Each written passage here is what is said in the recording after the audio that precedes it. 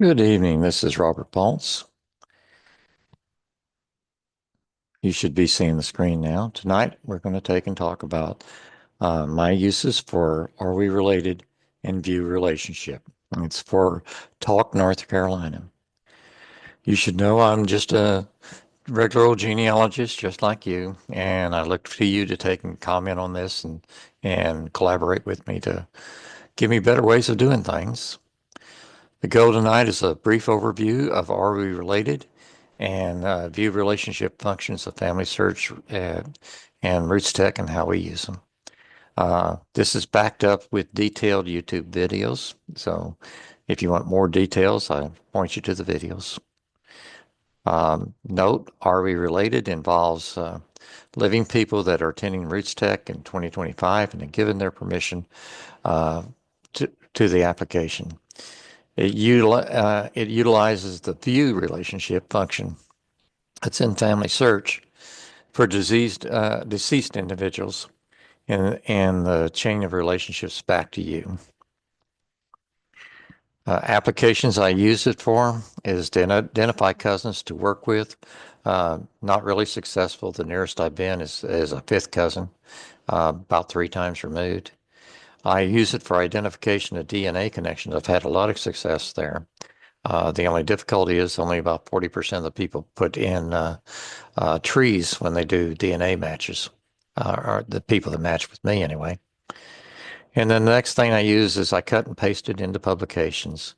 And last, I used it to understand a ninth cousin 3 times removed and how that's calculated.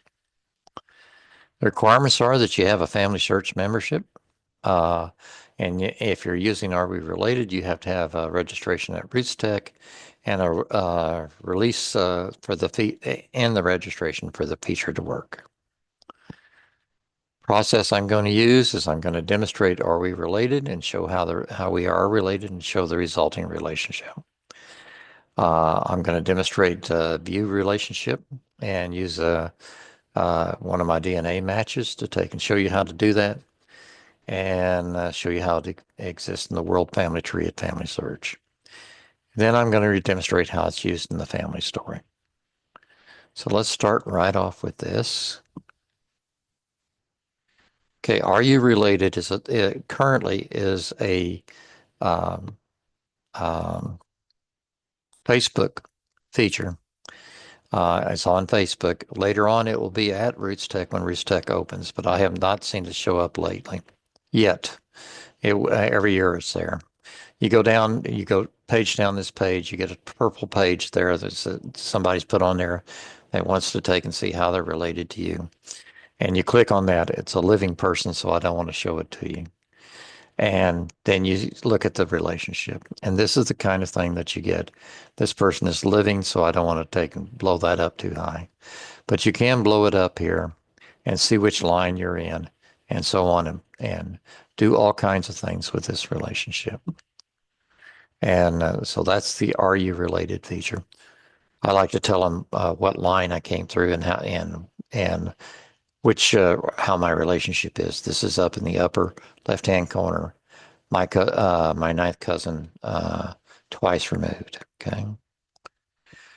Okay. Next is the DNA feature. Okay. And what I do for my DNA matches is if they've got a tree and they've got deceased people in the tree, I put all the information in that I have on them. And then I go, this is in Roots Magic. And then I take and come over here and click on this, and that initiates a search in the World Family Tree on FamilySearch. I click this button here, and that matches the person that's in the World Family Tree with my Roots Magic data. And you can see how the data stacked up. So you can see that this is, if everything matched at the top of this up here, then you've got a good match. Okay, then you can close that. You come down here in Roots Magic again, and you come down here and you say jump to FamilySearch, and that'll bring up a page like this. Okay, and here's that person in FamilySearch Family Tree. And if you want to see your relationship to them, you click here. And there's my relationship to that individual who was a match and a DNA match. I call this a quick way of taking and finding DNA matches. Now, you have to trust everything that's in the family search tree, and there are some people that don't, and you should know that. Okay. Okay. Now let's go back to here. Okay. Well, next is how I use it for a publication. So when I take and do my family, my grandfather, let's go back to the browser again and go to George Anthony Bamey, who's my grandfather. I hit the view relationship, and you see he's my great grandfather. And I cut this out and I paste it in to my family story. And this is what that looks like. So at the top of the page, I use the fan chart that Roots Magic gives me. And at the bottom, I give the relationship that I have to them. I think that makes a really cool looking document. And let me show you.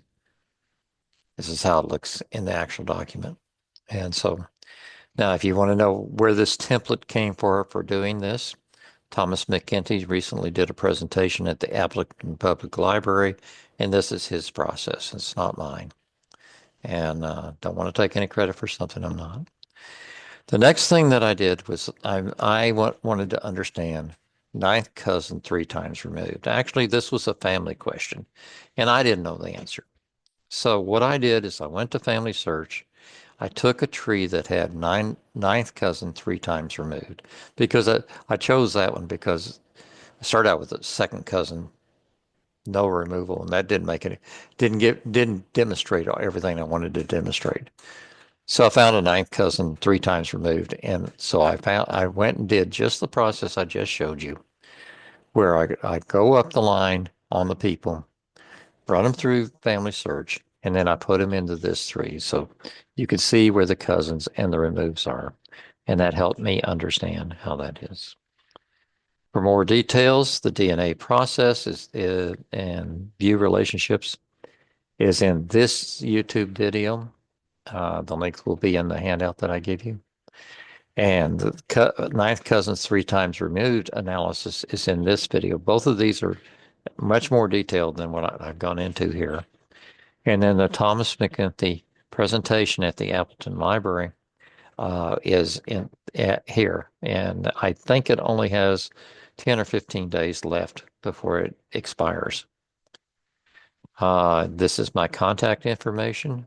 Please subscribe and give me a thumbs up if you like this presentation, if you want to see more of them. I do respond to emails, but it takes me a while. I also respond to comments. Please email additional topics you think I should tape, and thank you for your time.